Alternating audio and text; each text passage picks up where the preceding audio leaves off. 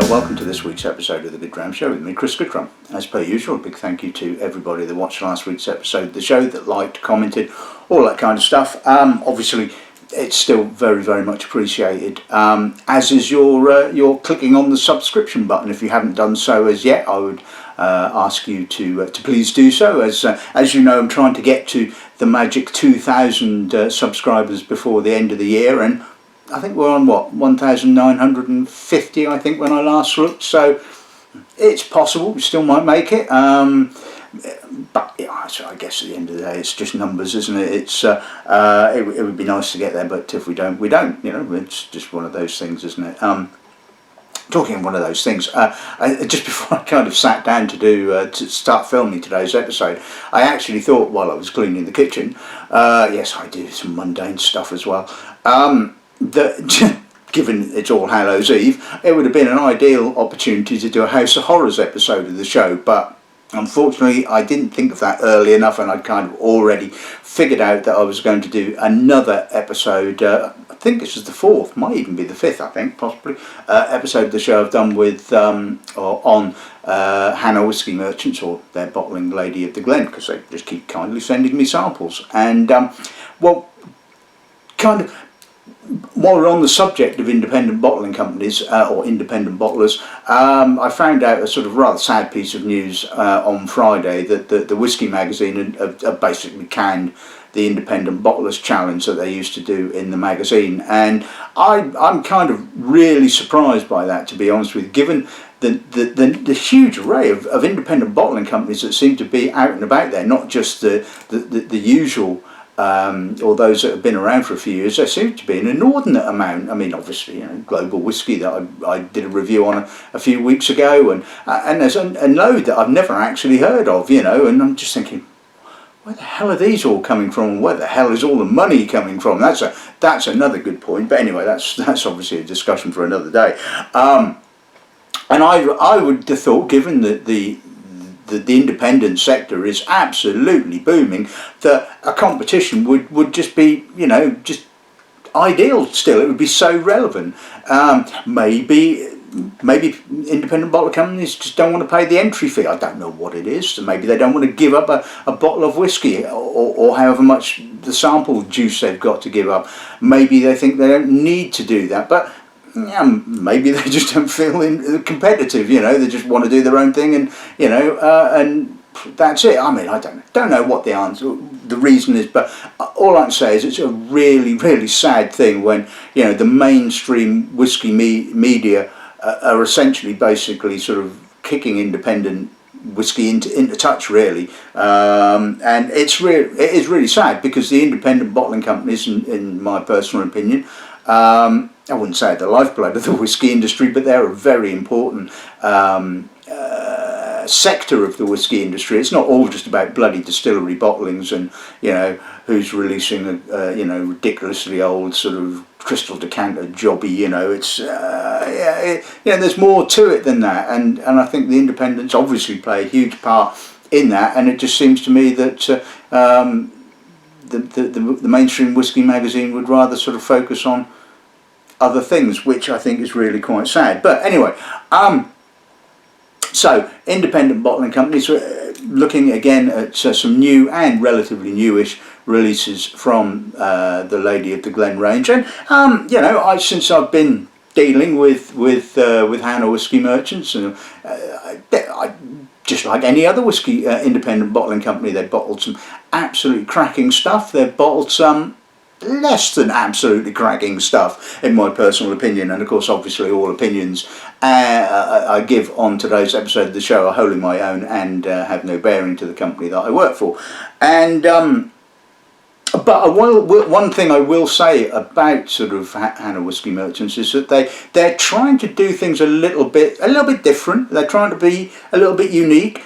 I mean, one of the samples I have in front of me today has been finished in an ex-white wine cask. Now, all right, you could say that that's not particularly, new, and it isn't. I mean, wine casks have been used for quite a considerable time, but you just don't see very many white wine casks being used, which, apart from the obvious, the Sauternes, I guess part of the reason is because the wine, or the wine that was once in the cask, really has to have quite a strong personality to kind of stand up to the whiskey, and so certain things like Sauternes and some of the other sweet wines, Montblaziac for example, or I think I've just pronounced that wrong. Oh God, didn't I get it in the neck the last time I tried to pronounce that name?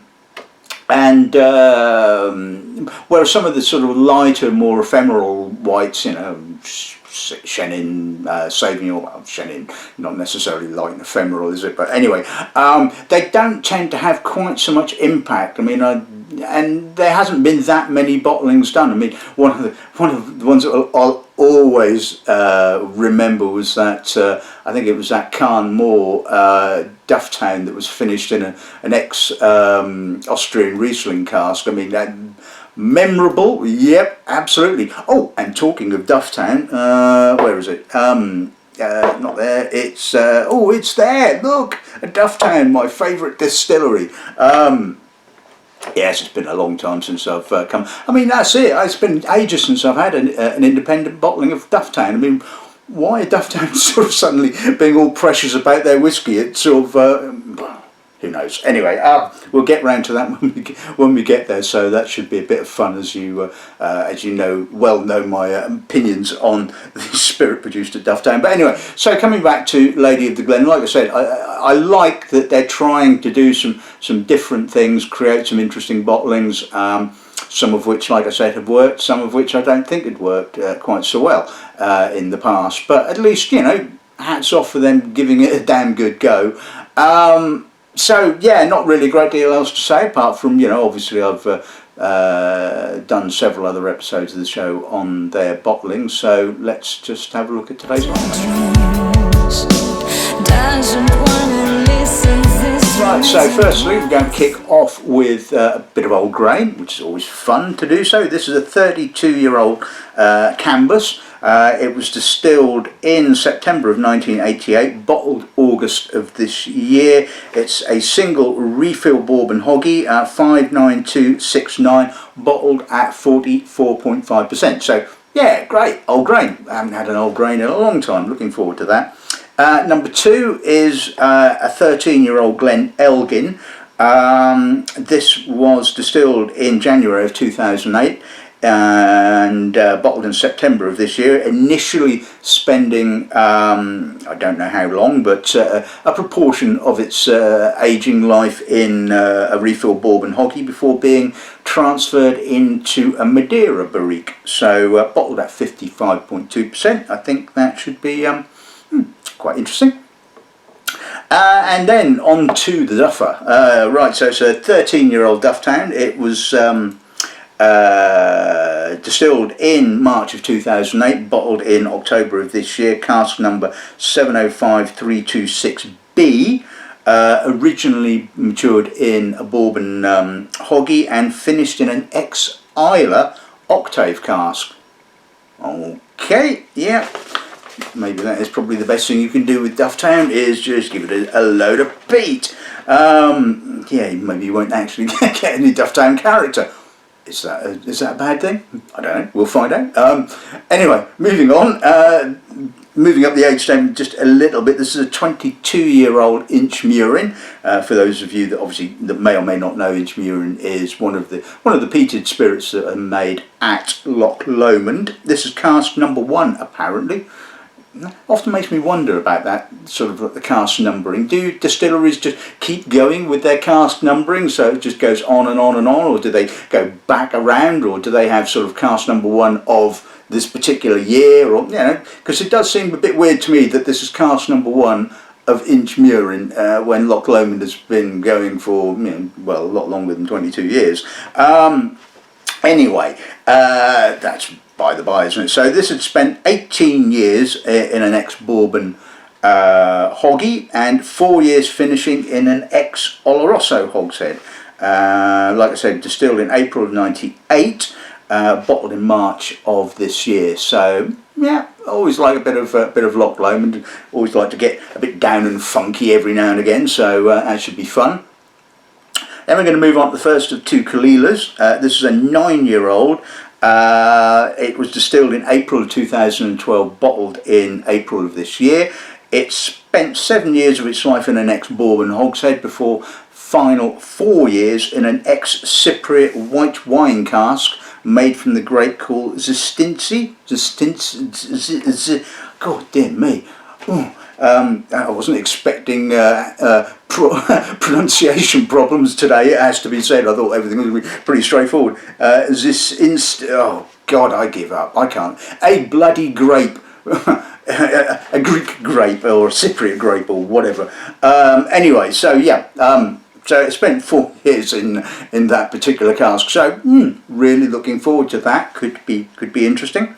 And the final bottling of the day is another Caol. This is a 6-year-old. Again, well, I don't know how long it spent in a refill bourbon hoggy before being transferred into a Pedro Ximenez octave. So could be all peat and sherry. We shall have to see. This is cask number 404. It was distilled in January of 2015, bottled in August of this year at 57.5%. Incidentally, the Caol before that is bottled at 58.3%. So, water butt's ready. Right, let's kick off with a bit of old grain then, shall we? Right, okay, so let's see what the 32-year-old Cambus gives us then. Let's see what the nose has in store for us. That's a lovely nose.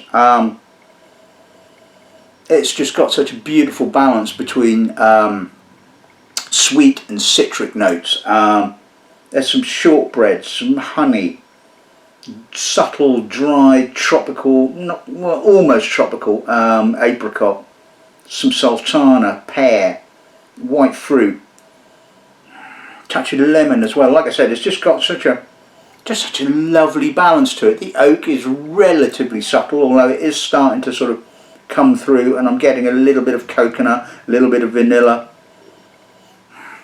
Now, it is 140 quid, but think about it, you know, it is a 32-year-old spirit, and if this was a 32-year-old single malt, you would be paying a hell of a lot more for it than 140 quid. That is lovely. It is absolutely gorgeous. It's just a delightful nose, and it's got, for a grain, it's got a fair amount of complexity, yeah, see what that's like.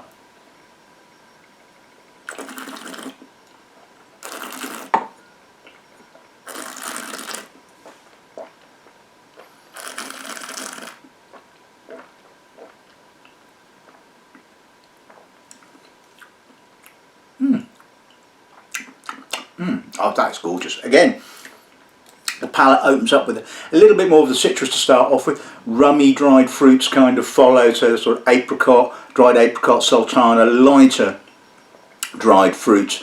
There's a little bit of creamy oak kind of coming through on the mid palate, coconut, bit of pear, touch of spice. Again, it's just harmonious. It's really long. The oak is continuing. It's sort of lingering. Light coconut, not a sort of like a heavy coconut. Just a subtle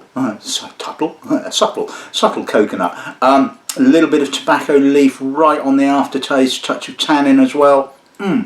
Absolutely gorgeous. Fantastic old grain. Yeah, that's pretty good stuff.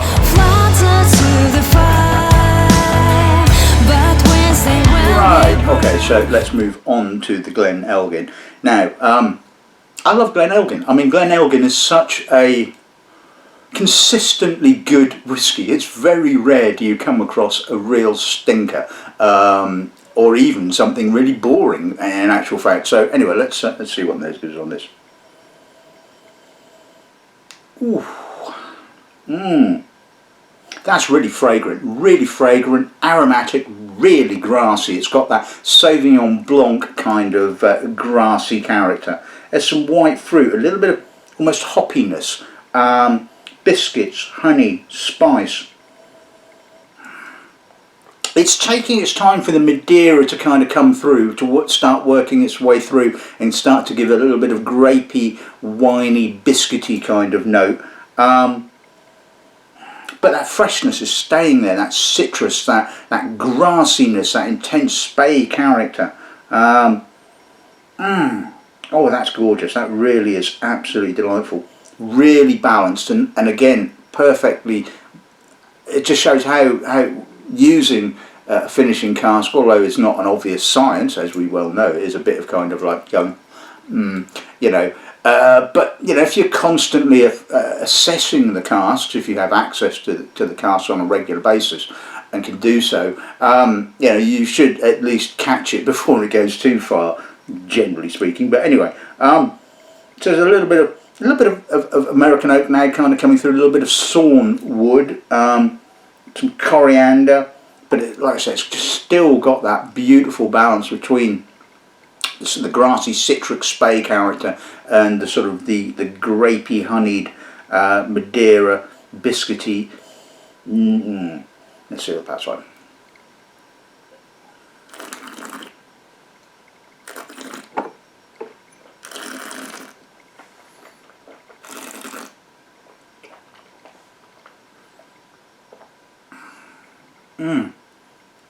Absolutely delightful, gorgeous, rich, honeyed, but balanced again. Getting the citrus notes, getting that grassy white fruit coming through. Again, it reminds me of Sauvignon Blanc, that sort of grassiness of the Speyside character. Again, the Madeira is quite subtle. It's sitting in the background. It's adding a bit of biscuitiness, a bit of honey, a bit of wininess. There's some pepper.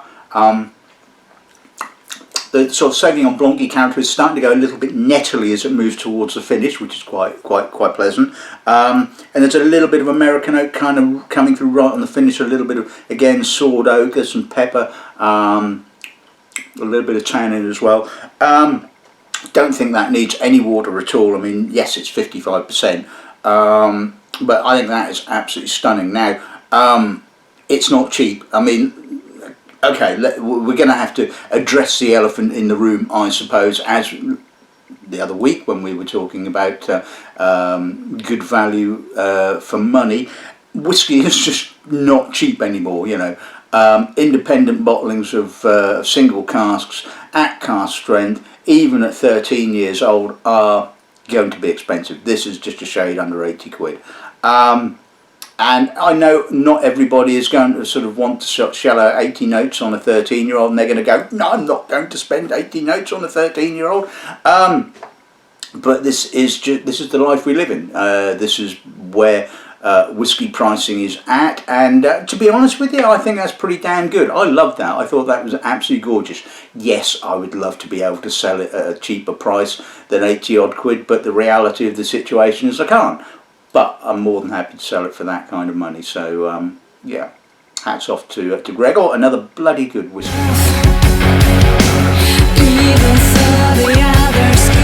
Ooh, Duffer time. Yes, let's see what this finishing in an ex-Isla Octo business has done for the Dufftown. Let's see what nose gives us. There's a lot of Isla casks there. It's got that kind of coffeed peat kind of character. Even some honey as well. That's quite surprising. It's not what I was expecting from a Dufftown. You'll be pleased to know that it does actually still display some of the classic Dufftown hardness. But in actual fact, it's not too bad. It's not a sort of like a dirty old Dufftown. It's actually pretty clean. It's not hugely complex. It's certainly sort of got more emphasis on the Isla cask. And I suppose, you know, like I said, cover up some of that distillery character. It's probably not such a bad thing. So we'll pass on.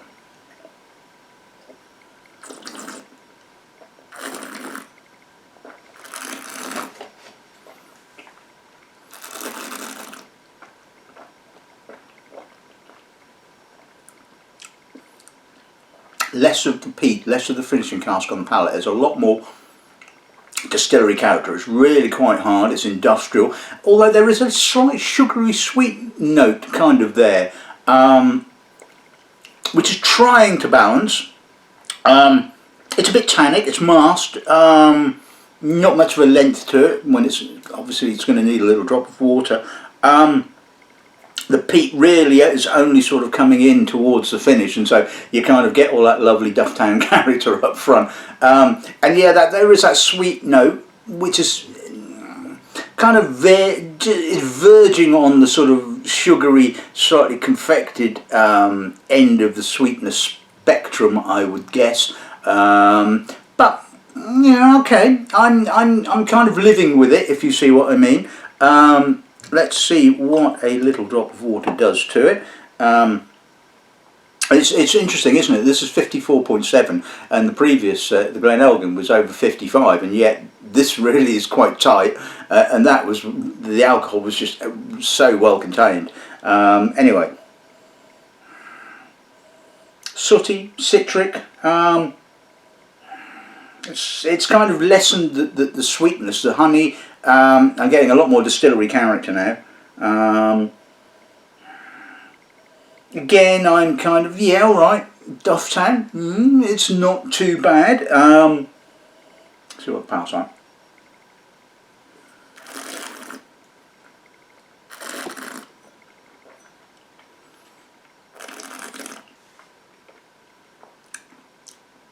Bit more American oak maybe. Again, the peat is quite subtle, a lot of distillery character. There's a sort of a leafiness there somewhere on the mid palate, a bit like cabbage leaves. Again, it's pretty clean. Dufftown standards, it's Dufftown. It's industrial.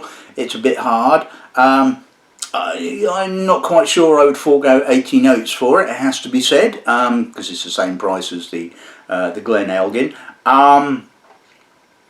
Yeah, I think if I'd have loved it like the Glen Elgin, then I would probably be more than happy with it. And you know, I don't dislike it. I think it has some balancing characteristics to the distillery character, but I'm just not wholly comfortable with the price tag. Basically, I mean, you know, I don't mind having some of the Axis of Evil distilleries on the shelves when I think they're pretty good, or they show something intriguing. But, you know, again, I think sort of asking 80 quid for it is a little steep, but anyway, there you go. That was a not too shabby Dufftown. Oh, how many times am I going to ever say that?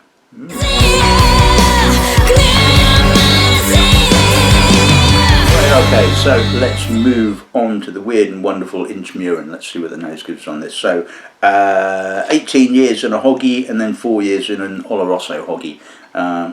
Quite a dark colour. Let's see what the nose gives. Yeah, there's a lot of sherry going on there. It's kind of, it's funky, it's herbal, it's Oloroso-y, it's cigar leaf, tobacco, tannin, bit of boiled sweet, dark chocolate, a little bit of coffee.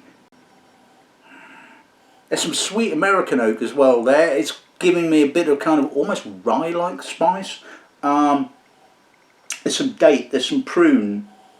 You know, actually that's a pretty well balanced nose, I think. Yeah, alright, the sherry is fairly noticeable. But, you know, I think there's a lot more going on there than just Oloroso sherry. And maybe it's because the character of the spirit just stands up to it pretty well.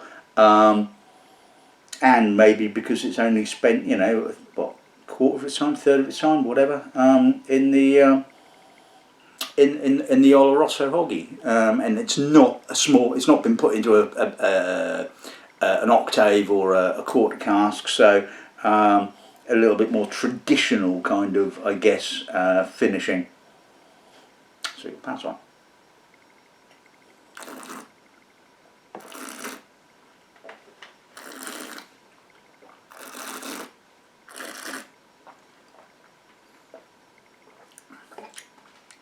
Dusty, leafy, good maturity, a little bit of wet paper, a little bit of the usual funkiness, some dried fruit, some citrus, fig, date, prune, a little bit of tar, subtle peat, but it's got a bit of an edge to it.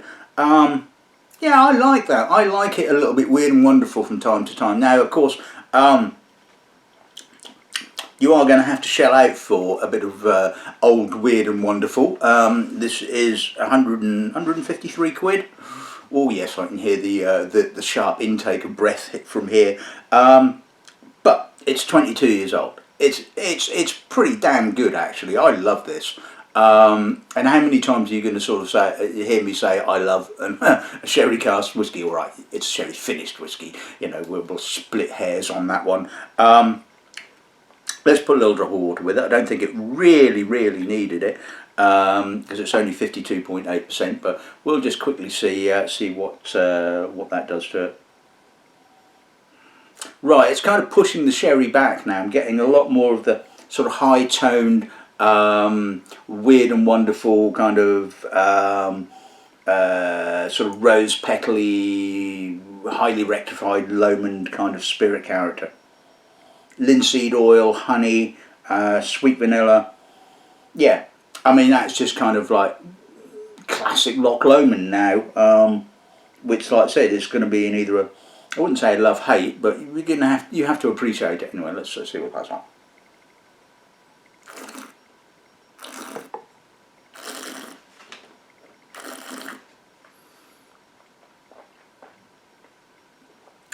Again, more distillery character, linseed oil, white pepper. Again, it's got that funkiness, oily, funky, wonderful. You know, like kind of like that funkiness does kind of like veer into sort of wet cardboard, you know. But you know, it's entertaining. You know, it's not a nasty wet cardboard. It's an entertaining wet cardboard. Believe you me, honestly. God, I think I'm doing a really good job of selling this whiskey, and it's on the shelves in a certain whiskey merchants, and I'm going to have to sell it a bit better than this, aren't I? Oh, God, no, honestly, it's fun. It is Loch Lomond. You have to accept the fact that Loch Lomond has that characteristic, and you know, I don't think it really needed the water, but the water kind of brings out more of the distillery character. So if you are a little bit, if you like your sherry and you're a little bit more averse to funkiness, then just drink that one neat.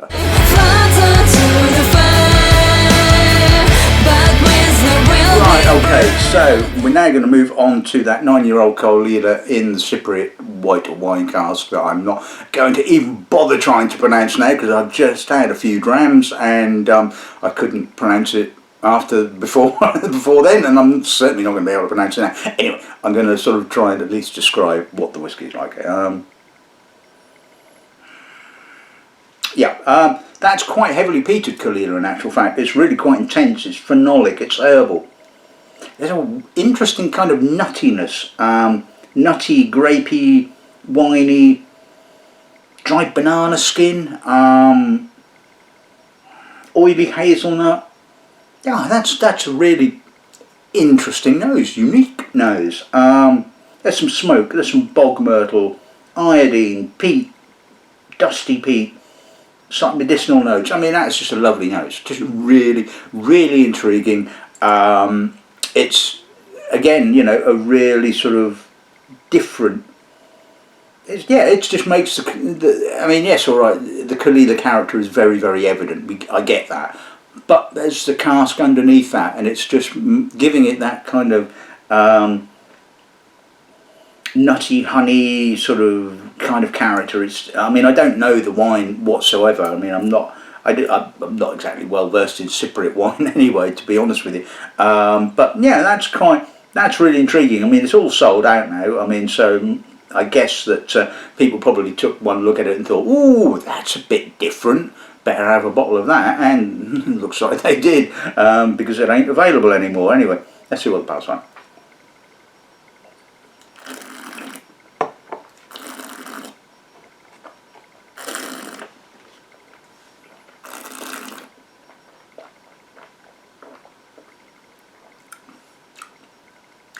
Intense, full, honeyed, winey, oily. I'm certainly getting a lot of the white wine cask up front. And then it moves into the herbal peat, the medicinal bog myrtle earth, peat dust, lovely aftertaste, lovely length as well. It's got a lovely saltiness, sort of almost kind of rock salt.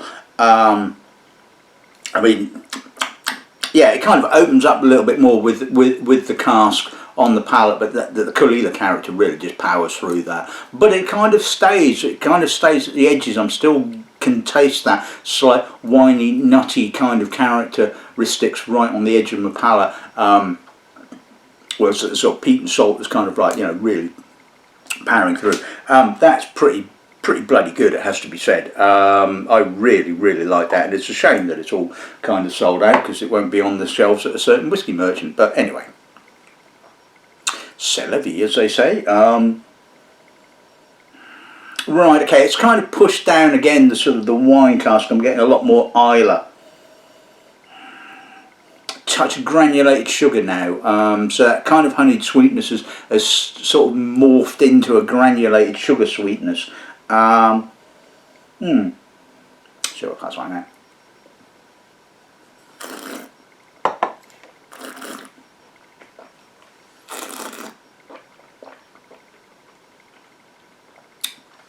And this is the lovely thing about sort of putting a little drop of water with certain whiskies. You have absolutely no idea how they're going to go. You kind of like, you put your nose in the glass and you think, okay, you expect the palate to follow suit, but no, other way around. It's really emphasised the wine cask, really emphasised the winey honey, the nuttiness, grapiness. The Islay character is now kind of sitting behind all of that. Yes, it's still there. There's some citrus, there's some herbal peat, dusty peat, salt, a little bit of smoked meat as well. I mean, that is absolutely gorgeous. I mean, it's kind of like the wine cask kind of peters off towards the finish and does leave the spirit character sort of like there on its Todd, bloody good. I mean, that really is incredibly good. It just has such intensity, depth, progression. That worked really well, it has to be said.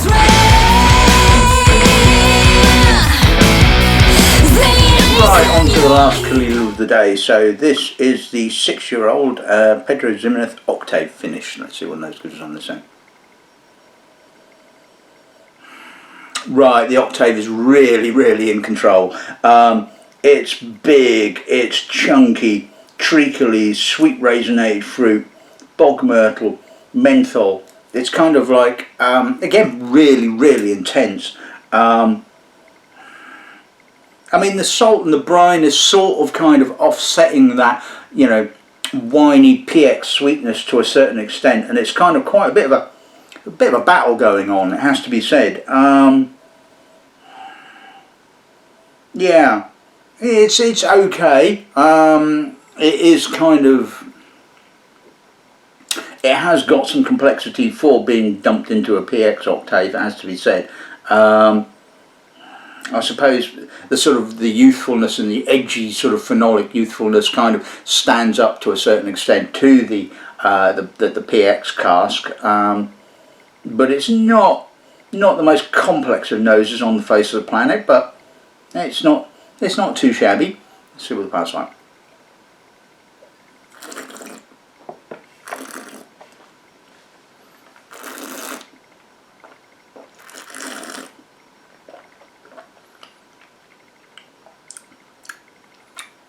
Quite herbal finish, that's quite pleasant. I mean, it's got quite a tannic character, but those tannins are pretty soft, it has to be said. They're not harsh and drying. They are got a lovely softness to them. So it's obviously the PX sort of winey, sort of raisinated, treacly kind of character is almost kind of like coating, I suppose, the mouth to kind of like offset the sort of like the drying effect of the tannins.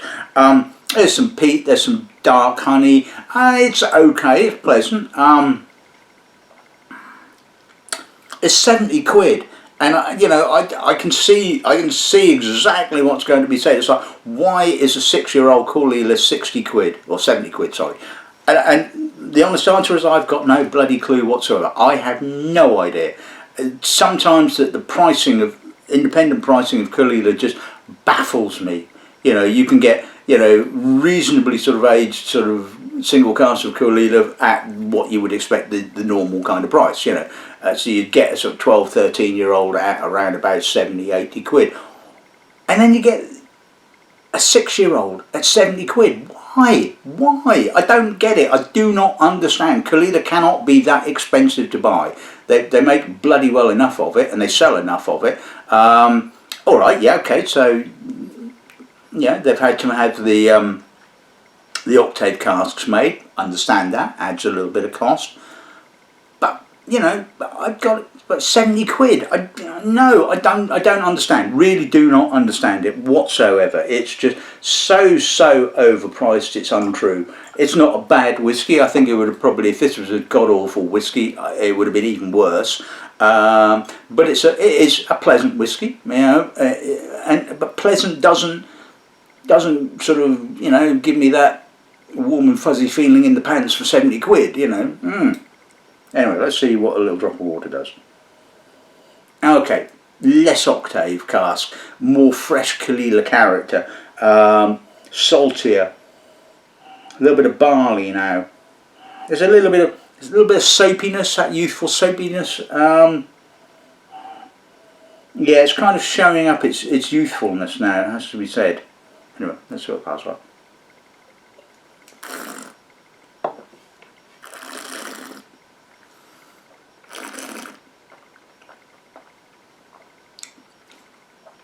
Yeah, again, the octave is kind of pushed to the background, and the young spirit is kind of like, you know, left there on its own. And it just doesn't have the complexity. It's pleasant. Again, there's a slight soapiness there, and it's not like, you know, sticking it in an octave cask to cover up rough spirit. It's just that really needed some more time, and I just don't get it at all. But anyway, that's just me. Anyway, so yeah, interesting one to finish on. Everyone is blinded of illusion. Right, okay, so let's quickly sum today's episode of the show up before I run out of time. Big thank you to Gregor and to Paul at Lady of the Glen, or Hannah Whiskey Merchants, in case maybe, for the samples for today's episode of the show. Hope you've enjoyed the review. I think it's been pretty fair and balanced. Cambus, lovely, great old grain, you know, good price in my personal opinion. Lots of maturity, lots of character, and lots of bang for your buck.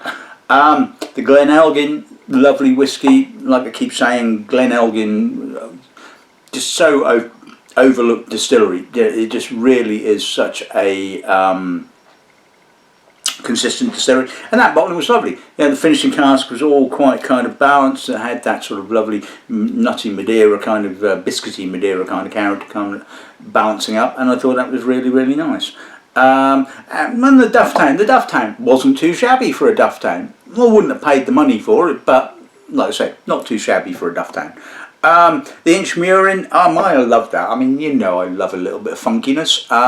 Yeah, okay, so it's expensive. I understand that. I get that. Not everybody's going to want to fork out for that. But, you know, if you do, it's really good fun. And I actually, well, if there's any bottles of it left, I might actually stick it on the December whiskey tasting evening. That'd be a bit of fun, wouldn't it? The white, the Cypriot white wine finished Caol. I mean, yeah, that was good. That was really good, very good. Can see why that one sold out. I mean, you know, even if I hadn't tasted it, I would have probably taken a punt on it, I suppose. Because you go, well, Caol, can't go wrong with Caol. You know what Caol's like, white wine finish, weird sort of Cypriot grape variety I've never ever heard of. You know, well, why not? You know, I don't know what it was retailing for. I'm guessing probably around about sort of 17 quid ish, 17 quid. What am I talking about? 70 odd quid kind of mark. Which, yes, you'd go, well, that's expensive for a 9-year-old, and well, I'd probably agree with you. And the PX Octave finished Caol. Yeah, I mean, it was okay. It's not a bad whiskey at all. Certainly, I don't think it was worth what I would have to retail it for, to be bluntly honest with you. But then, that's just my personal opinion, and like I said, it has no bearing or relevance to the company I work for and whose shelves these may or may not actually appear on.